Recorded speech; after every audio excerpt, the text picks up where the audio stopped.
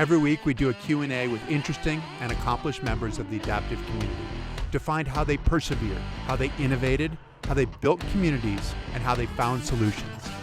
Welcome to the Nametags Chat Podcast. All right, welcome to the Nametags Chat Podcast. Today we have Spencer Wood, who is a Paralympian from Pyeongchang. He is from Pittsfield, Vermont, a recent graduate of Colorado University, or University of Colorado. He is also, this is the first thing we're going to talk about. His classification is LW92. Spencer, thank you for joining us. Thank you, Chris. Pleasure to be here. This is awesome. So I mentioned your classification. What does that mean? So a 9-2 is anybody with a disability that affects their upper extremity as well as their lower extremity. So it differs from somebody who's an LW4 who just has a prosthetic that wouldn't be able to have ankle mobility. I have limited ankle mobility in my right side on top of having a spastic right arm with limited flexion, I guess. And I'm definitely on the more moderate side of the spectrum. I know some other kids in the circuit have way more of a tight arm and whatnot, but I when it comes to skiing, is not as noticeable when I'm tired. When I'm tired is when it's super noticeable. So I've been an LW92 not the whole time that I've been in the sport, but for the past 3 seasons I've been a 9-2, and it's where I should be. It feels like the proper classification for myself. But nothing changed for you. It's not like you had an injury or something. Correct. Yeah. The 9-2, it's mostly for people, at least for me, it's from hemiplegia, which is a form of cerebral palsy, which I got from birth, probably in utero at some time. I had a stroke and I have a cyst in my brain. Not really sure how big it is. Not really sure how much of an issue it is, but hasn't affected me yet. You didn't know about this until you were 10 years old. Is that true? Yeah. The last thing my parents wanted is for me to have an excuse to not want to do something. And actually, this morning I was riding in the car with my mom, and she was telling me all the times that I would trip and fall and had to go to the hospital to get stitches because they didn't know I was disabled until I was 3. And it was just the fact that I didn't pick up my right foot enough when I was walking. Then I would start running indoors and I would trip and fall. One time I hit a wall and I have this scar right on the middle of my forehead that I had to get 18 stitches for. So it was a learning experience for my parents. Like, we had no idea. And then going through grade school really wasn't an issue. And then when I was in 4th grade, I distinctively remember just having a terrible baseball game. It was just so bad. Nothing I was doing was working. And up until that time, I was doing everything, the exact same training methods that all my teammates were doing. And my dad just kind of sat me down and he's like, there's something that we need to tell you. And he broke the news to me, or shared the news with me, that I have this disability from birth and that it affects me in certain ways. And I think part of that was that I was starting to hit puberty, and so my muscles were changing and my tendons were growing, and so everything was just so different, and that's where those gaps are starting to happen. So it's on your right side. So hemiplegia, so your right arm and your right leg are both affected, but sort of minimal affectation. Correct. Correct. In some ways, we kind of saw this, like in the summertime, we saw this with Nick Mayhew, right? I don't know if you watched any of the summer games, but he was a sprinter and was a soccer player and had a hard time with his left foot. Like growing up, he had kept training over and over to try to make his left foot good. And it was the same kind of thing where having a stroke in the womb led to this weakness and imbalance to a certain extent on that side. But same kind of thing where he didn't necessarily know until later on, where totally. they did some tests. And so at 10 years old, was that a relief to know that this was the reason why you had a bad baseball game? And are you, so like throwing a baseball, do you throw it left-handed? Do you throw it right-handed? So I didn't really catch the baseball with my right hand, but I held a glove with my right hand. And believe it or not, I was the catcher. That was my position, even though I caught like 15% of the balls that the pitcher threw. But I would bat righty, and like playing tennis, I would swing righty. So I had something about just having my left arm dominant in front or something. Not really too sure with that, but I found in 6th grade that I really liked lacrosse, and that I had zero issues with my disability when I was playing lacrosse, because I could have both hands on the stick and I could throw it with both arms, no problem. And it was just, I could see how affected I was by the hand-eye coordination with that sport specifically, that I just really hit it off, and I stopped playing baseball, and lacrosse was just the right move for me. Wow. Okay. And then, but the skiing happened all the way along, right? I mean, this is like 2 years old you started skiing? I love skiing. Skiing is, I used to, my mom would put my sister and I in snowsuits and plop us in these plastic sleds and drag us across the snow piste at the bottom of Pico Mountain and I was a year and a half old, to go to the employee daycare.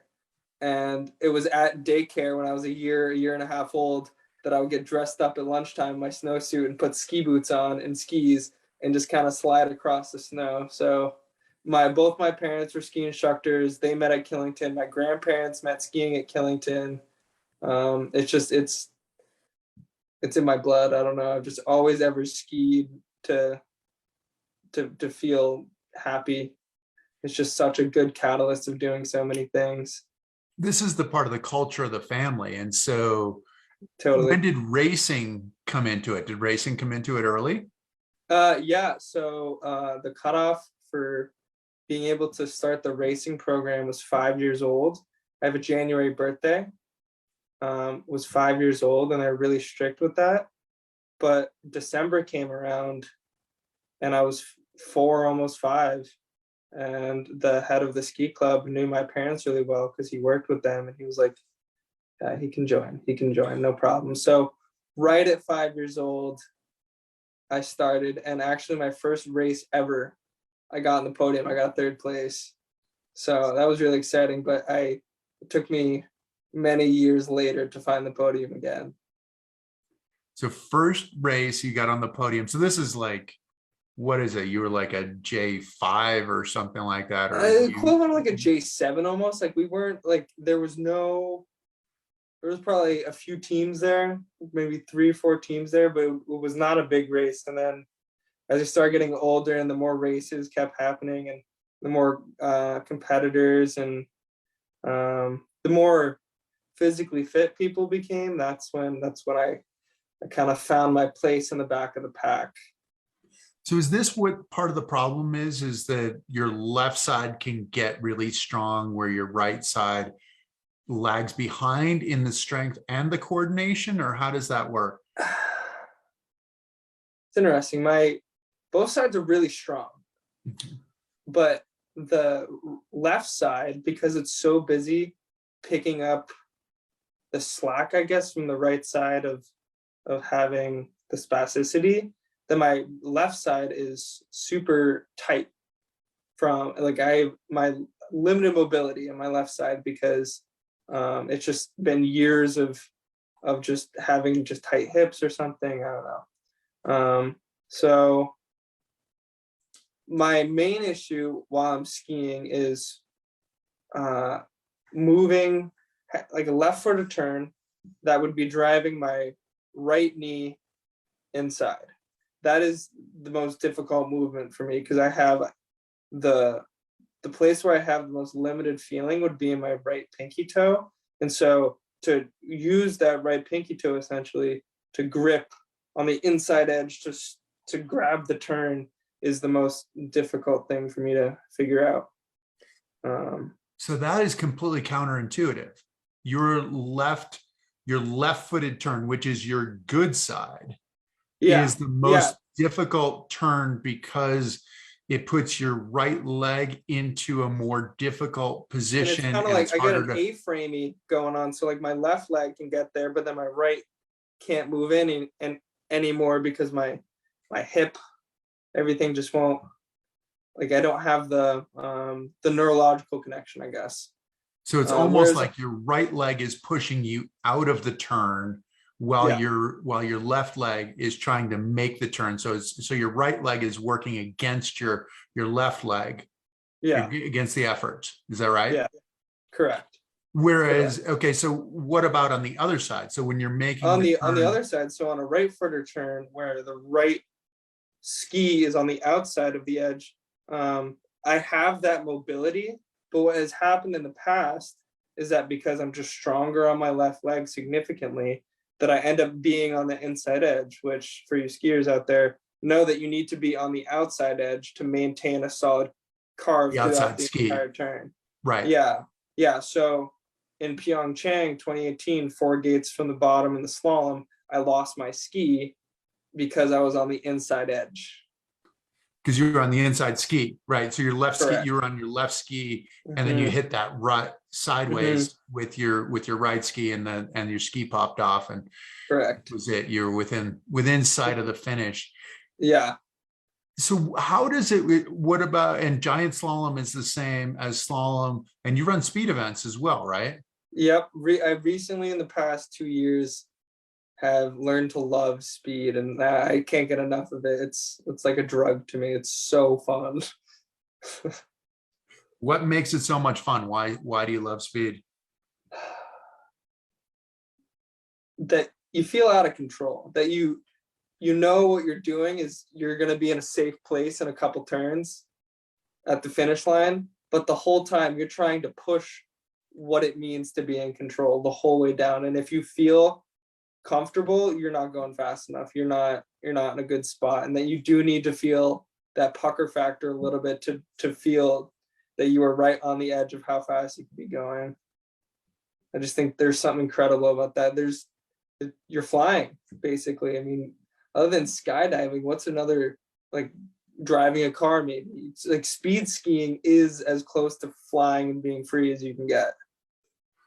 Right. And you're going under your own power. There's nothing around you. You're not on a motorcycle. You're not in a car, and you're going Exactly. 60, 70 plus miles an hour. And it's just you on skis going for it. What do you consider your favorite event? Do you have a favorite? Probably Super G. We haven't done downhills a couple years, but we raced quite a bit of Super G and trained a bunch of Super G this past season, and every day I was just getting better and better every run.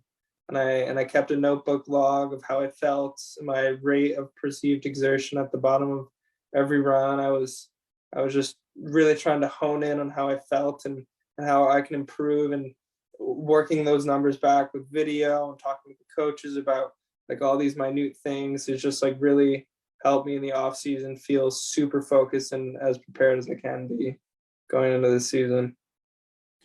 So growing up, I mean, one of the things, like being in Killington, you guys are lucky that you have a World Cup that comes through Killington. Yeah. You just had it just recently, what, like a week ago or 2 weeks ago? Yeah, it's the weekend following Thanksgiving. Exactly. Yeah. Do you get a chance to see some of the people who are your heroes in skiing at that Yeah, event? I mean, it was when I was a kid, it was never a thing. It only started, I think, 4 or 5 years ago. Right. But so I've been to the World Cup twice.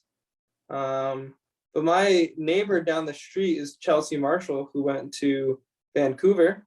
Mhm. And so her dad is a ski instructor with my dad at Killington.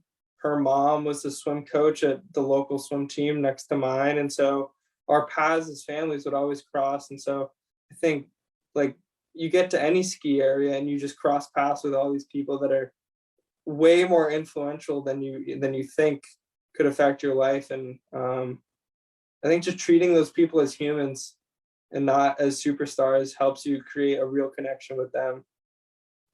And so that's a lot of the local people, right? So you see a Yeah, lot of people just in your local yeah, vicinity who are these huge people in the sport, but at the same time, they're your neighbor, they're the people you totally. see at the supermarket or whatever. Yeah. And in terms of World Cup, I sat in the VIP tent. I think one of the coolest things was my mom, she loves volunteering. She's like a mega fan of the World Cup. And I walked in and she goes, I walk over and I sit at a table. She goes, Spencer, can you come over here and take a picture with the Mayer brothers? I go, Mom, how would you get a picture with my friend here? And she's like, okay, let's take a picture. And I get up to go walk over to go meet the Mayer brothers, and she's like, who did I just take a picture with you with? And I was like, that's Andrew Wybrecht. And she's like, who? I was like, I met him at the Team USA Awards. He's a really nice guy, super cool. And so, like, I think that was a huge thing, is having the Team USA Awards in DC following the games in Pyeongchang. I was able to meet all these people on the able-bodied side, all in one place from a ton of different sports, and just have these normal conversations with them one-on-one as athletes without having the big smoke and mirrors around.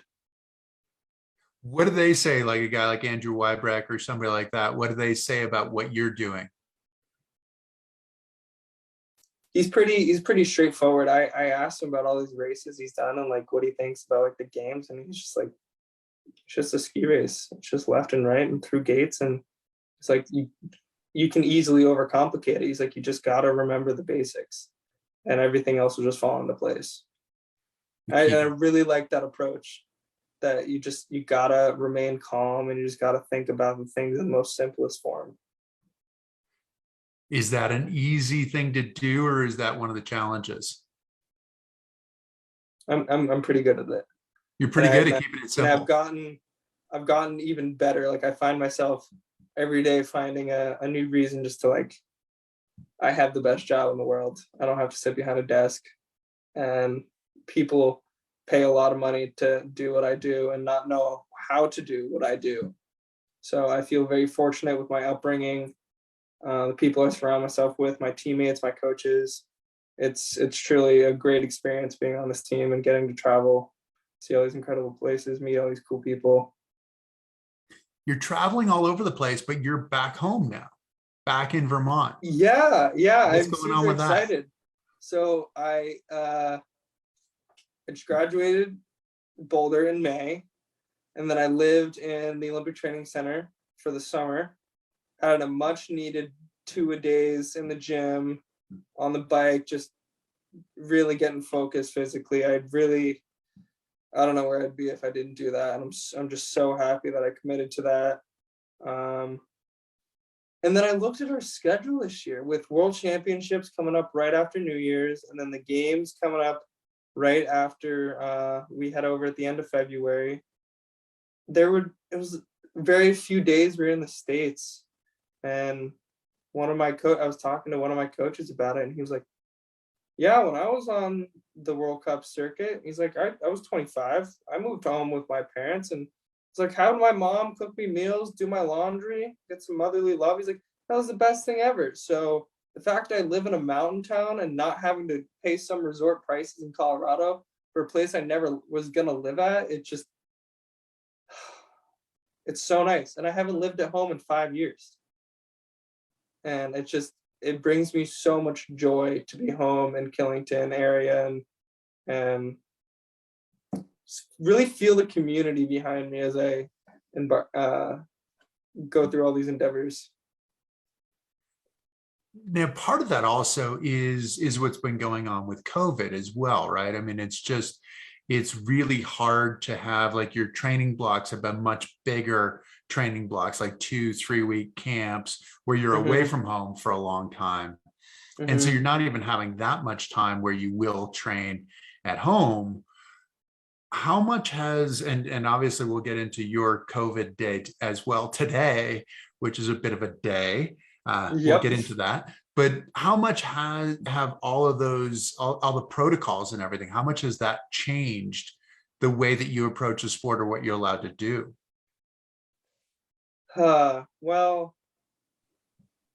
last year was the first season that we coexisted with COVID, because when everything hit March of 2020, shut everything down. There was no trying to deal with it. We waited till the next season, and then we had a camp with the team in October in Austria, making just ridiculous amount of testing that went on, and just trying to make sure nobody got sick and whatnot. I remember checking into a hotel, the Element Hotel in Basalt, Colorado. I checked in and she goes, "So you'll be joining us for 17 nights? Sounds great."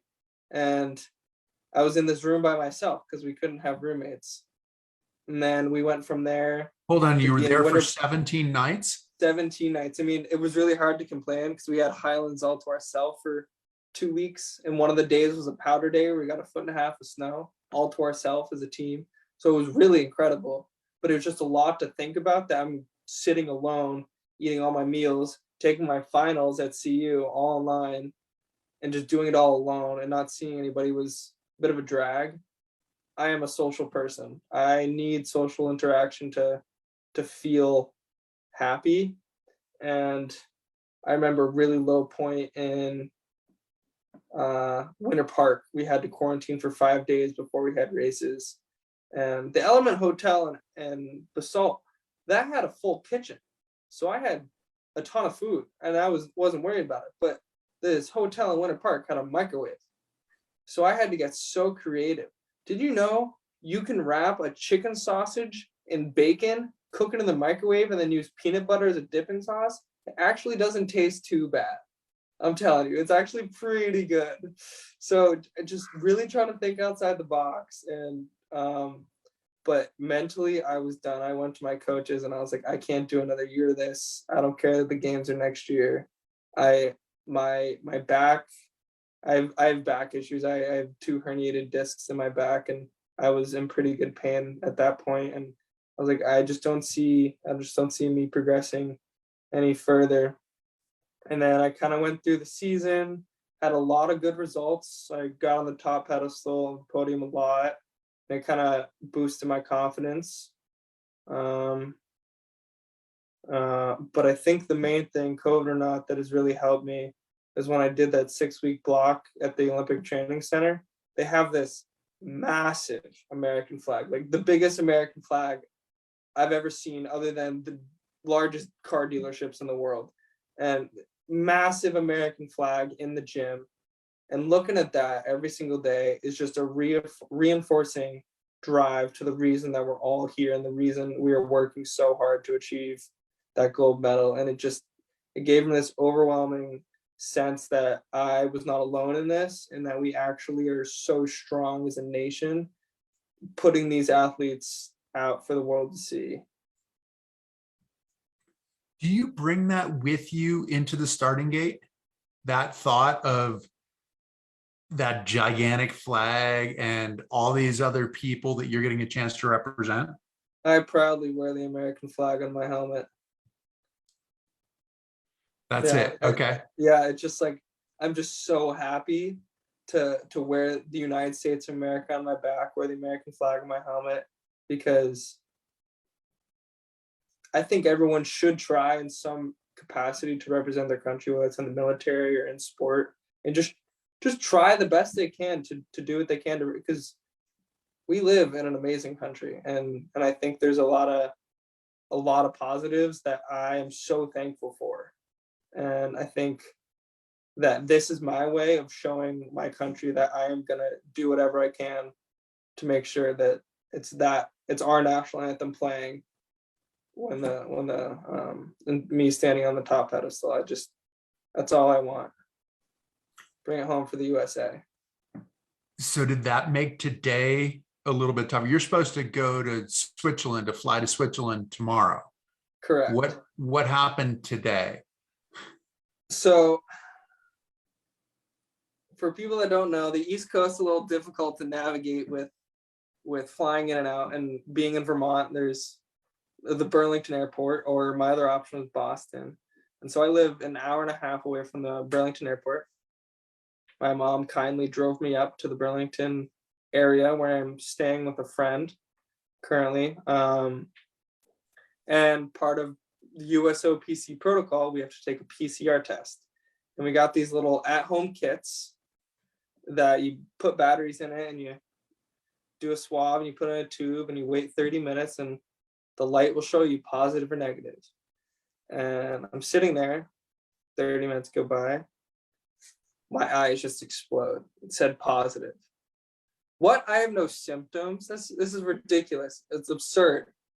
And I immediately call our team manager, Jess Smith, and she thought I was joking. You're joking. Yeah, right. Yeah, I call you just to tell you the night before that I'm just joking with you. And then I go and I walk to an urgent care that's across the street, and I'm halfway there, only to get on the phone with them to realize that they don't have a PCR test that could get back to me in time, that I could still make my flight tomorrow and get the results in time. So I turned around, walked home, and then we have these other tests that are not PCR tests, but they're rapid tests. And I took one of those, and it came back negative. So now I'm going to go tomorrow morning before my flight. Luckily, I board at 3:00. Super chill. Going to go over at 8 a.m. and get tests. And I really hope it was just a false positive, because I have no symptoms. So that would be best case scenario. Worst case scenario is I have to call my mom and she has to come pick me up, because she drove me up to Burlington, drove all the way back home for me to call her and say, I just got a positive result. You have to come pick me up. For her to drive all the way back up. And then she was in the parking lot when I got the result of my second test saying negative. And Jess Smith on the phone saying, yeah, stay the night, shoot for that test in the morning. So moms are the best. They have such a thankless job. Mom, if you're listening, I love you. Like, there's just so much that woman has done for me, like driving me to the hospital for stitches because I was just running down the hall having a time of my life. So shout out to moms everywhere. So it's not just the American flag. You're bringing mom into the starting gate with you too. Yeah, exactly. And I think moving home, that's a sense of community that I really feel. And I haven't lived at home in a long time. And it's just going to be great. It's just going to be really good. And both my grandmothers have spare bedrooms. I go visit them. I can only see positives out of this situation, and just being able to be around for a couple weeks at a time and still actively training and being focused and not going off and partying and just representing the country to the best of my ability is what my intentions are anytime that I'm back in the States. So what's this trip tomorrow? Where are you supposed to go? So we fly into Zurich, Switzerland. We have 3 days of training in Davos, Switzerland. And then we have 2 GSs, 2 slaloms, and then a team event in St. Moritz.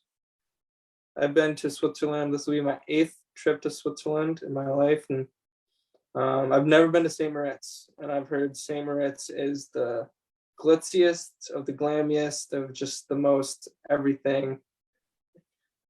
Guess I'm going Christmas shopping there and buying the smallest trinkets and expecting to pay a fortune. And so these are the first World Cups of the year, right? Actually, the first World Cups just happened a few days ago, but we weren't planning to go. They were in a different location in Austria, and then they got switched to the current location that was much more favorable with snow conditions or whatnot. So I'm not really sure, to be honest. I'm not too bummed about it because I know that we have a huge competition season ahead of us, and I don't need to get burned out before we even get to the bulk of it. So, I mean, if we want to look at overall World Cup points, sure, but I'm not worried about World Cup points this year. I'm worried about the games, worried about world champs. Well, that's it. So You have World Championships in January and then the Paralympics in March. So it's a big season. And plus with these blocks, I mean, what you were in Saas-Fee for 2 camps earlier this year, right? In August and October. yeah, and Chris, it's the best snow I've ever skied in the summertime ever. Like I don't wanna make people jealous, but you should have been there. It was so, so good. Like imagine the late February in Colorado, just in blue skies every day, perfect temperatures, and just the best snow that you could carve no problem, but wasn't too icy. And the track was in mint condition from run inspection all the way to run 8 with no dents in the track. It was a dream. What is that like? Because the thing is, you're training in Saas-Fee, right? And it's not just you and your team who are training there. I mean, like everybody's there. I mean, all the like the World Cup guys and stuff like that. What is that like on all those courses? Mm,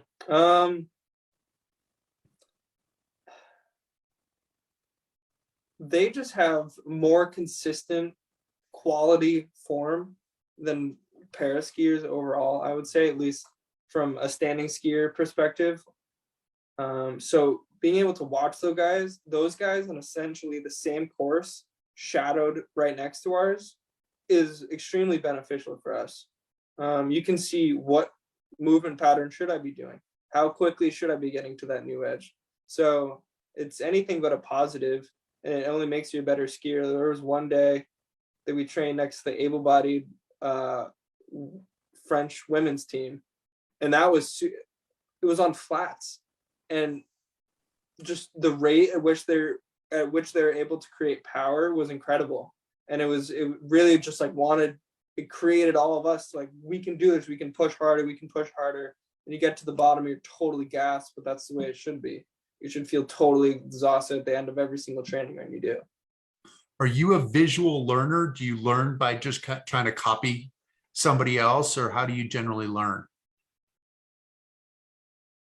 I think my movement patterns, I don't really inspect the course, to be honest. I inspect like, okay, it's gonna be a little bit of a tricky section here, but I just keep saying in my head, if I have these fundamentals that I'm working on and that I know, and if I nail, I'll do just fine.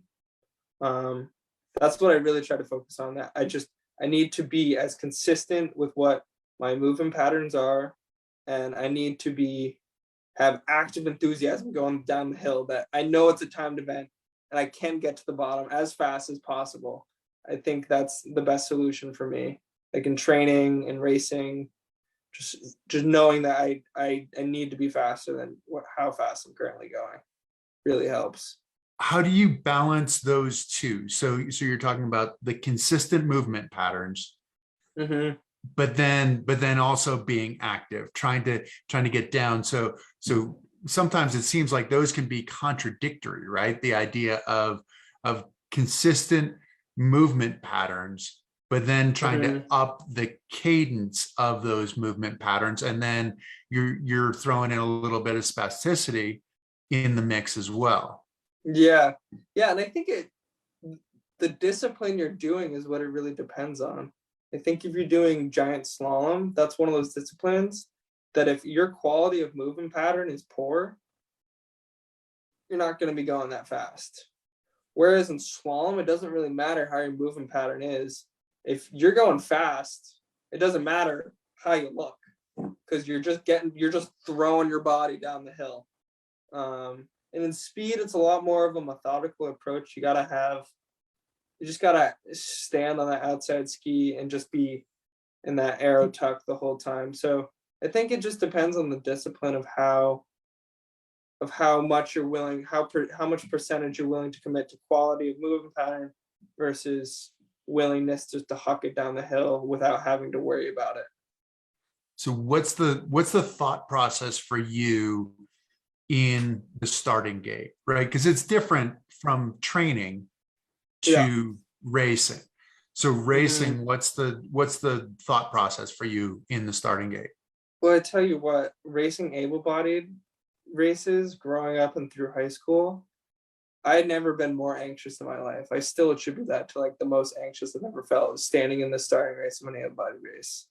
Like the Paralympics have nothing on how I felt in the start of an able-bodied race, which is just wild to me. And the second I started racing para, no issues. I never got that overwhelming sense that no matter how I finish, it's not going to be good, because I get to the bottom. If I try hard enough, it could be good. So the nerves are not really there now that they're you're not racing. in the same way. It's more or less like in Pano this year. I think this year for me is a huge stepping stone, because I'm way more physically tuned than I've been in years past. In Pano this year, I tried something different completely with my warm-up. Instead of just doing a couple leg swings, talking to some friends to some other teams, I went off the deep end and I took my helmet off, put on a winter hat, and put on noise canceling headphones. And I had a 45-minute warm up at the top of every single race run, to the point beyond where I was sweating. And I got the core activated, got the agility going. I do this thing called fast feet, slow arms. So I'm jogging quickly in place while I'm slowly moving my arms. That actually fires your nervous system. That's a really good thing to help with spasticity. And so doing everything like a proper set way really, really helped me. So my goal was to get in the start gate and feel like I wanted to rip somebody's head off. And that was pretty much how I felt in the start gate for most of the runs, is that I am so focused because my physical self is so activated. And I just hadn't felt that consistently activated in years past. And I'm excited to see how that activation can carry me through the whole season. Don't get me wrong. At the end of every single race day, I was asleep by like 7. I was so exhausted because I was just trying to bring so much intensity to the warm-up as I could. And I think it really helped for me. Yeah. I mean, it sounds like, but because that's like a 45-minute workout that you're doing before you get into each race. And so if you're running slalom and giant slalom, that means that you have 90 minutes of workouts for 2 runs that day. Yeah, feels great though. But it worked. What about the mental side for you? Does the physical side take over with the mental side as far as focus, or do you have to do the mental side as well to ensure that you're focused and doing what you're supposed to do? Good question. So to relate to that, when I was probably 7 to 8 gates from the bottom in Panorama, these races that we just had in the giant slalom, I was going through the course and I was like 8 gates from the bottom. I was like, wow, I'm starting to get a little fatigued. My right leg is starting to get a little bit spastic. Like, and then my brain was like, no, not happening. You're not quitting now. And I was able to reinforce that and just push right through, and I had no more issues at the bottom of the course. So it was nice to see that my mental side has really been able to reinforce that my physical side can do it and can push through it. So that was really exciting. And also working with our sports psychs on the team. I work with our sports psych, his name is Artur. He's worked with our team for quite a few years, and every conversation on Zoom or in person that I have with him, I always come out of the conversation just beating my chest like I am the man. I am the most capable person for the job. And he really knows how to make you feel good about what you're doing, and gently suggest all these plus ones that you can do to help improve yourself for the next race. And so you attribute this mental strength, this powering through the last few gates at the end of the race in Panorama, to working with the sports psychologist, or is it a product of what you've done as well, or how does that all shake out? I think Artur would always say that it was me that did the work, but I mean, it takes a village, right? And I think having him just show me the way, and so this whole thing with plus ones. He believes that all these drops in a bucket every day, if you drop a little more in the bucket and you try something new and you try something different, at the end of a year, you're going to have this big full bucket of water. And that's the way I've been trying to think about things. Like last night I took a yoga class. I never would have done that unless a friend texted me, hey, come take this yoga class. And just trying to think, what are these other things that my competition isn't thinking about that I'm all about, that I really need to make my life and kind of one up the game and make it that much more competitive. How has it been going? You were up in Panorama. Those were the first races, right? So you're up in Canada. Those are NORAM races. Yep. Did you have a good start to the season? So we had 4 races. We had a GS, 2 Super Gs, and then a slalom in that order. And I got a 5th, a 4th, a 3rd, and a 2nd.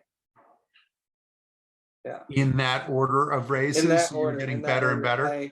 I sent a follow-up email at the end of the camp to the coaches with like a little document of reflecting on my thoughts from the whole trip. And I just titled the email, I said, I don't need luck, I've got destiny on my side.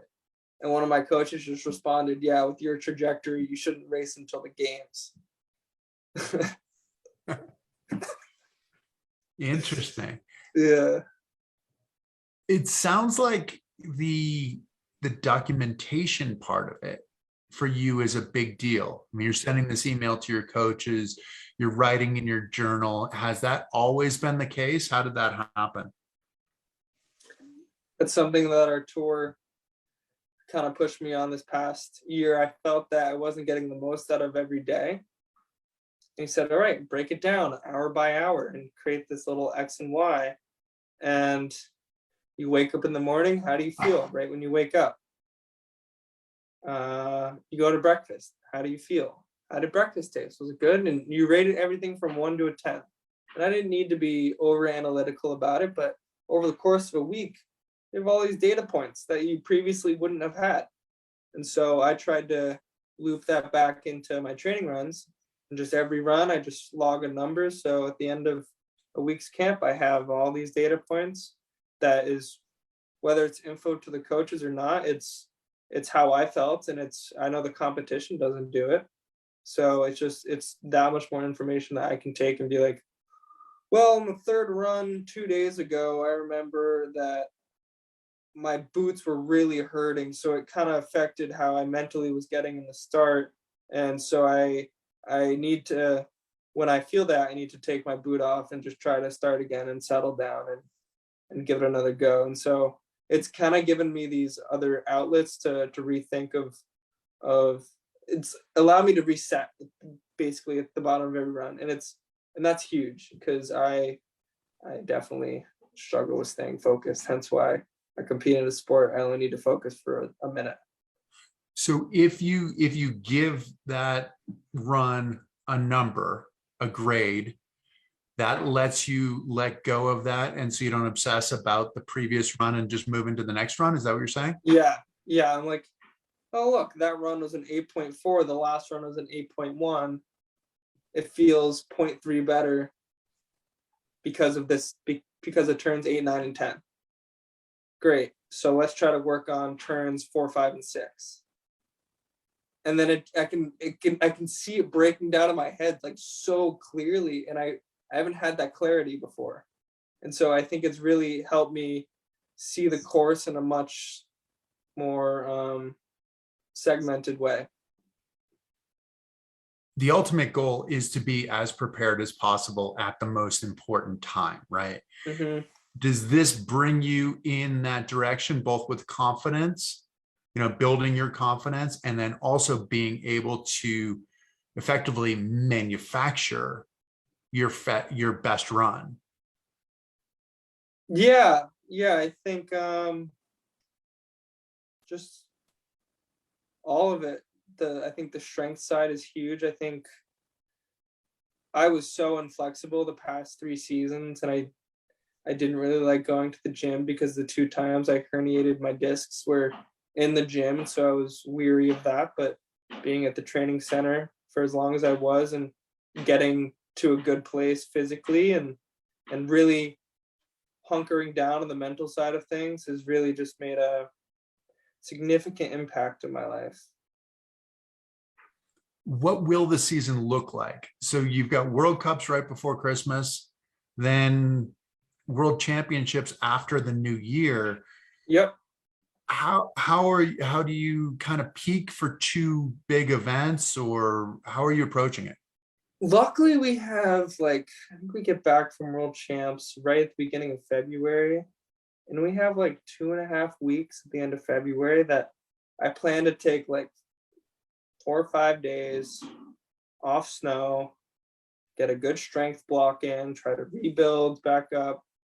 So then I can get another 2 weeks on snow of really solid training and be able to fall back on that strength, because we lose a lot of weight and a lot of muscle throughout the season, because you get done with your training or racing at the end of the day and you're gassed, you're totally beat. Last thing you want to do is go hit the gym, because if you do, it's probably going to make you slower overall anyway.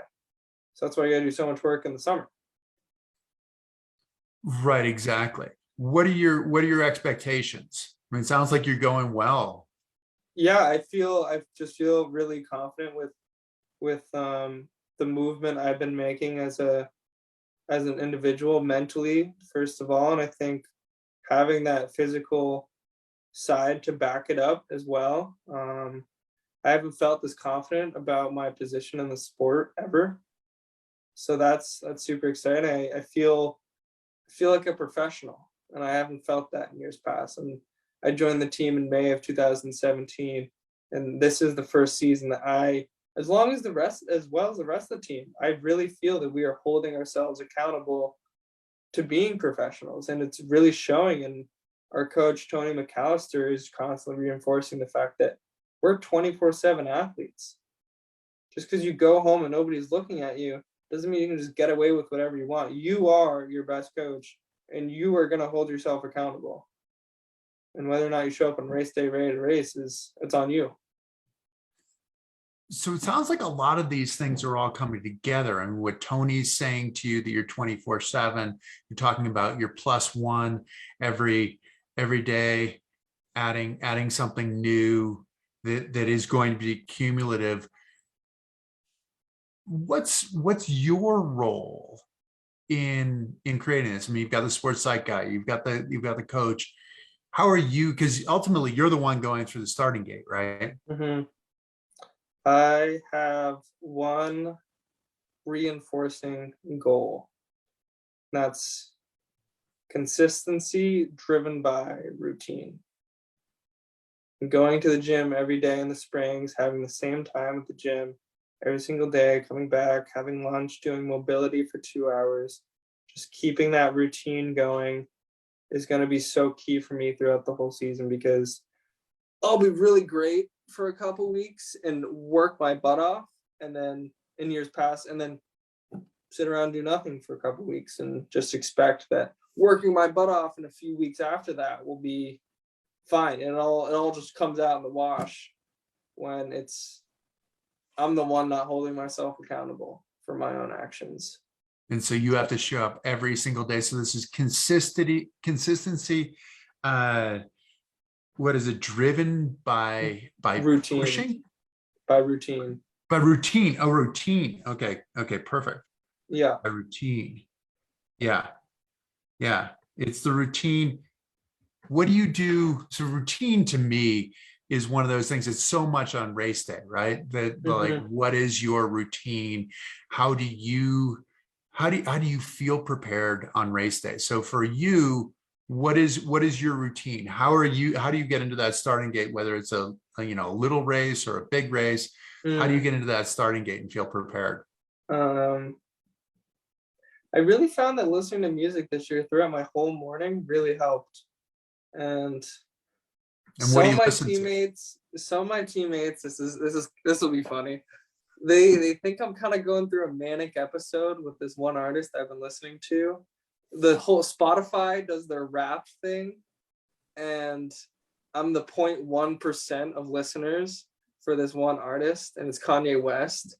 I've just fallen off the deep end with him, and I don't necessarily agree with who he is as a person, but his music has really connected with me in the past few months to a point that it's significantly influenced how I train, how I live and breathe pretty much. And he released a new album like a month and a half ago that I've listened to pretty consistently, including today, from beginning to end, just every day. It's hour and 48 minutes long, and I really enjoy just making it a part of my day. It calms me down, it revs me up.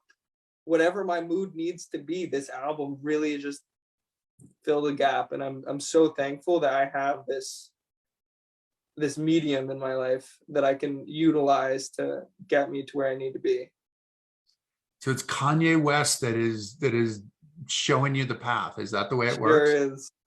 Sure is. How did you get into him? Barstool Sports on Instagram. Thomas Walsh is texting me, dude, Kanye, really? I don't know. I would feel like I'd be robbing him if I didn't bring him up. But Barstool Sports on Instagram made a post.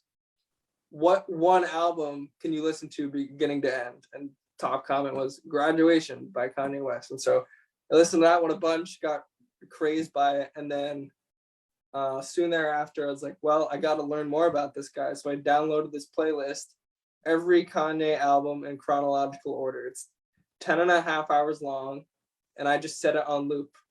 And my roommate in Colorado Springs, Andrew Harrigy, exhausted by the amount of Kanye West I would blast in the room. Just totally done with it.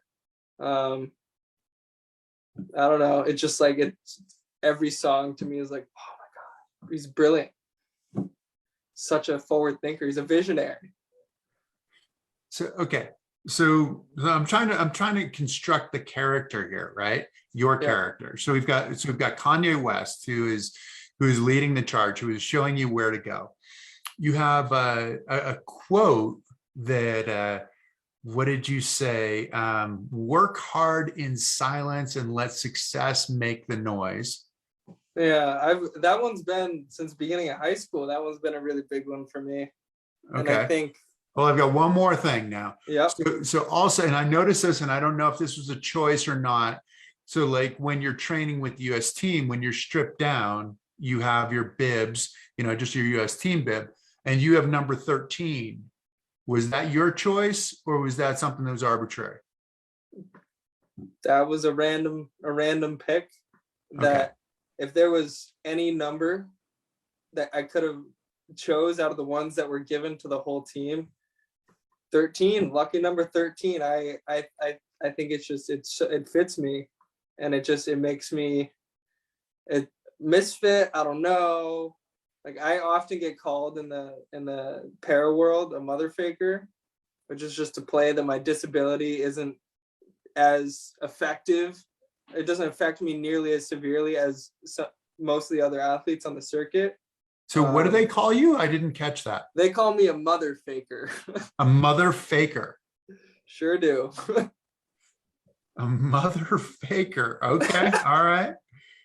It's good to be able to articulate, to enunciate there so that you're not a mother faker. All right. Yep. Faker with an A. Okay. All right. So this is so you've got the mother faker, you've got Kanye, you've got the work hard in silence and let your success make the noise. You've got number 13. How do they all fit together? I sleep really well at night.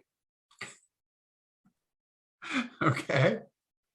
I have no regrets when I go to sleep. I'm just so happy with who I am, and people that know me know I'm a super upbeat, positive guy. I really don't let things bring me down, and when something is bringing me down, I wear that on my sleeve.